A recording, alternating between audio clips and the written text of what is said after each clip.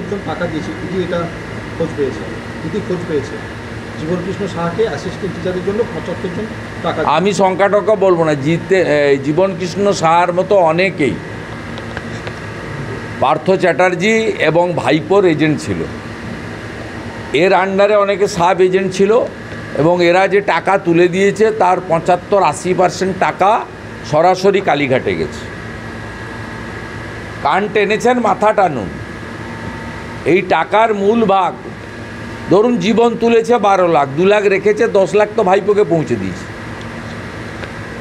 জীবনের আরও যারা সাব এজেন্ট ছিল তারা যে টাকা তুলেছে, যেমন আমাদের কোলাঘাটে পার্থর এজেন্ট ছিল অতনু গুচ্ছাইত,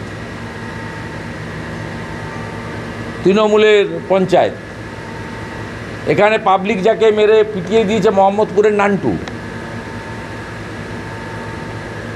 ওপাশে মোহনপুরের কালীপদপতি, এবং অসংখ্য মারা গেছে এমএলএ তাপস সাহা। এরা সব এজেন্ট ছিল, এরা 1 লাখ 2 লাখ করে রেখে দিয়েছে, কিন্তু বাকি টাকা তো পৌঁছে দিতে হয়েছে। সেই টাকা তো চোর ভাইপো ম্যাক্সিমাম বেনিফিট। সেই জন্য তো কালীঘাটের কাকু সুজয়কৃষ্ণ ভদ্র তার ভয়েস কলে 63 বার বলেছে অভিষেক। তো প্রমাণিত সত্য। মূল টাকা 80% টাকা মুখ্যমন্ত্রীর বাড়িতে গেছে। মুখ্যমন্ত্রী চোর, তার সরকার চোর।